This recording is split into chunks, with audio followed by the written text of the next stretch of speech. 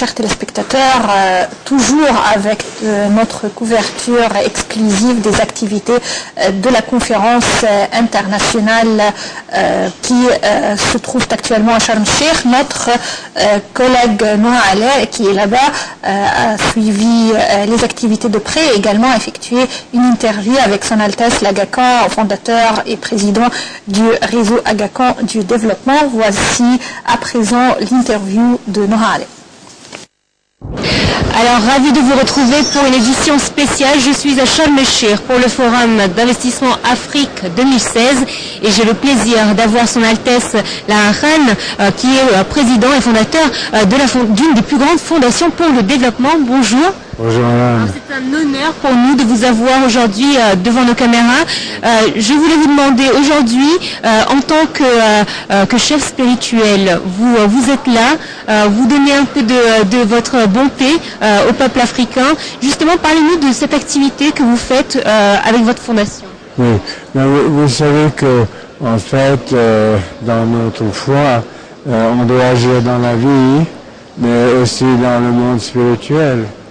Et l'Afrique est un des continents qui vraiment a besoin d'être soutenu, d'être encouragé, que la jeunesse puisse se développer, s'exprimer, que de nouvelles idées soient testées. Et donc c'est un continent, à mon avis, très très important. Alors justement, aujourd'hui, durant votre discours, qui était un très bon discours d'ailleurs, vous avez insisté sur le rôle de la société civile. Aujourd'hui, si on ne travaille pas ensemble, nous n'arriverons pas à réaliser de grands projets. Justement, parlez-nous de ce point-là. Vous savez, le développement, il se fait par tout le monde tout le temps. Et il y a eu des tendances dans les années 60 à demander au gouvernement de tout faire. Eh bien non. Aucun gouvernement peut tout faire pour toute sa population. Donc il faut que la population s'organise elle-même pour créer les institutions, les programmes, les activités qui sont nécessaires. Et ça, c'est la société civile. Dans tous ces aspects, que ce soit éducation, santé, activité économique. Justement, vous travaillez beaucoup en Asie et en Afrique. On va s'intéresser plus à l'Afrique puisque c'est un forum qui concerne l'Afrique. Comment vous voyez le développement justement en Afrique, sachant qu'il y a beaucoup plus d'étrangers qui viennent investir en Afrique? Beaucoup plus d'étrangers. D'étrangers, des Occidentaux qui viennent investir en Afrique. Oui, mais je pense que c'est pas unilatéral. La conférence l'a très bien dit. Il y a beaucoup d'Africains qui investissent en Afrique maintenant. Et si vous regardez l'évolution des institutions financières en Afrique, vous voyez une croissance qui est pratiquement continue. Donc l'Afrique est en train de constituer sa propre richesse. Et c'est démonstrable. Est-ce qu'on peut dire que l'Afrique, c'est l'avenir de demain? Oui, certainement. Bon, il y a toujours des zones difficiles, comme en Asie, comme en Europe, mais certainement l'Afrique aujourd'hui se construit. Alors, on a vu une de vos plus belles créations pour nous en tant qu'Égyptiens, l'Azhar Park. Quand est-ce qu'on vous verra un autre projet ici en Égypte? Eh bien, on est toujours en train de regarder des activités que nous pouvons réaliser ici. L'opportunité du parc Azhar était un accident de l'histoire parce que trouver 32 hectares qui n'ont jamais été construits dans une ville aussi ancienne que le Caire, c'était quand même un don extraordinaire du passé.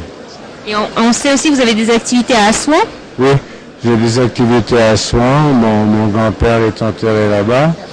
Et évidemment, nous avons une longue histoire avec Assouan et l'Empire fatimide. Donc si on peut dire, vous êtes un petit peu relié indirectement à l'Égypte. Absolument. Vous avez un lien fort. Hein. C'est certain.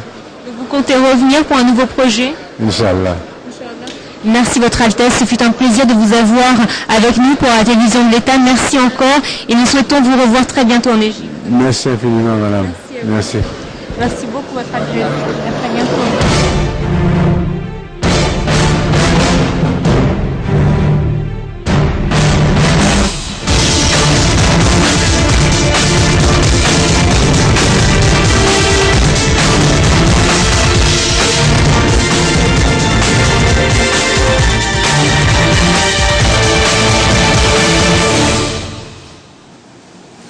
Et voilà, concernant notre couverture toujours du Forum économique et investissement d'Afrique 2016, on va parler un peu culturel, là, les relations culturelles entre les pays africains. Nous avons le plaisir d'accueillir dans le studio Dr Khaled Gharib. Vous êtes ancien attaché culturel à l'ambassade d'Égypte en Mauritanie et bien sûr professeur à la faculté des Antiquités, Université du Caire.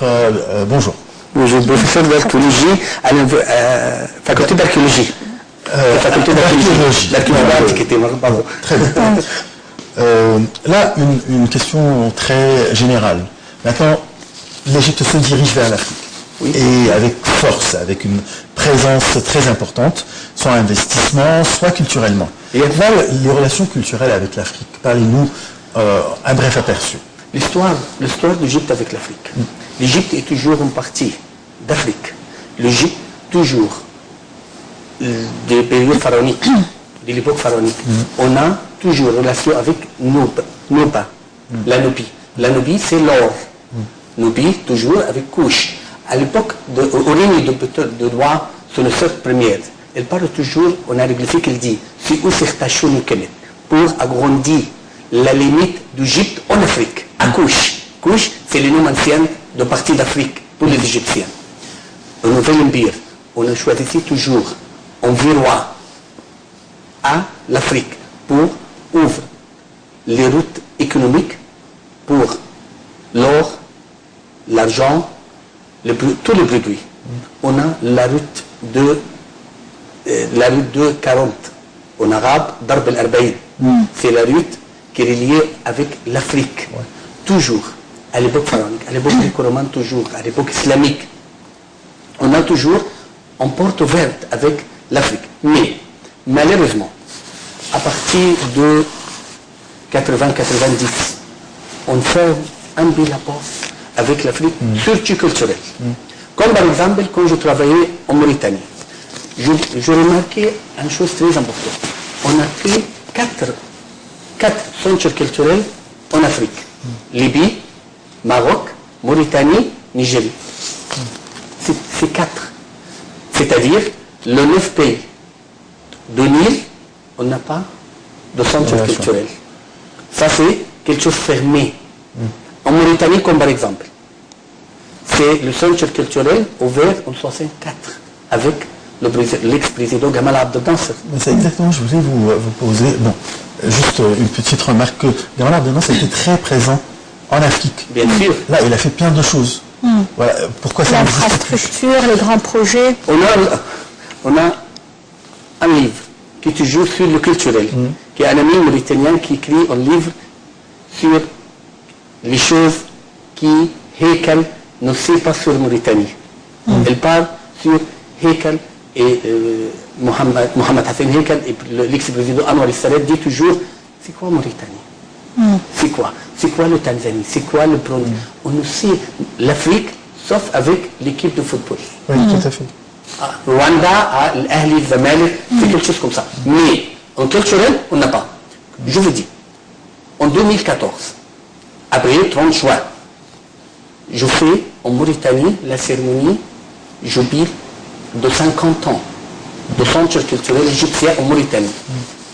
Elle m'a dit, quelqu'un là-bas, c'est sous la direction de son Excellence le président de Mauritanie. Et c'est la première fois, à partir de 80, d'existe un ministère égyptien en Mauritanie. Celui qui est président culturel, Mohamed Sadr Arab, Dr Mohamed Sadr Arab, en Mauritanie, en février 2014. Avant, on n'a pas. Après, jusqu'à maintenant, on n'a pas. C'est pour cela. En Mauritanie, comme par exemple, on parle toujours en Mauritanie sur l'Égypte, c'est la meilleure du monde. On le donne. C'est toujours, toi, Égyptien, c'est de Mauritanie. C'est toujours le Mauritanie dit ça. On aime beaucoup l'Égypte. On ouvre toutes les portes. Je dis, on ouvre la porte du centre culturel, de présenter des cours en arabe, n'importe quoi, c'est gratuit. Les Mauritaniens n'acceptent pas de prendre d'argent. Pourquoi? Ils aiment beaucoup l'Égypte. Oui, mais surtout, je voudrais bien que vous nous parliez un peu des convois culturels, même s'il n'y a pas des centres fixes.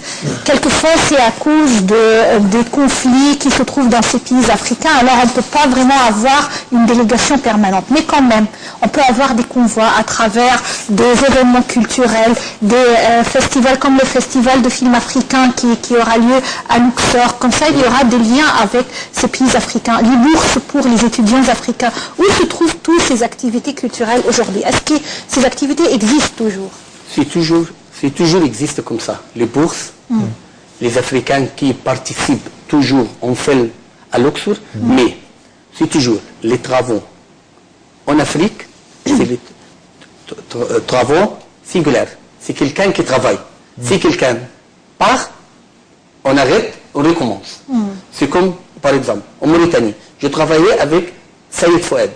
Monsieur Saïd Fouad, le directeur du festival de les films d'Afrique de Luxor. On participe en Mauritanie 2 fois. Du film, Abdelrahman Sissako participait en film. Abdelrahman Sissako, qui est quelqu'un qui est comme Youssef Chahine chez nous. Participe avec nous. Maintenant, on n'a pas. Pourquoi? Parce que c'est quelqu'un qui travaille avec quelqu'un. C'est quelqu'un d'autre, c'est comme le pharaon. Je suis désolé. On commence la date, le calendrier à partir de cette personne. C'est ça le problème. En Afrique, on a besoin d'être toujours en Afrique, du centre. On a beaucoup de centres culturels égyptiens en Afrique qu'on n'utilise pas. On ne marche pas. Il faut avoir des centres culturels en Soudan. Addis Ababa, il faut avoir. Ouganda, il faut avoir. C'est le pays qui on a besoin de présenter des centres culturels pour l'Égypte. On participe aux événements culturels, mais c'est quelqu'un qui invite. Mais il n'existe pas quelqu'un là-bas qui toujours ouvre la porte.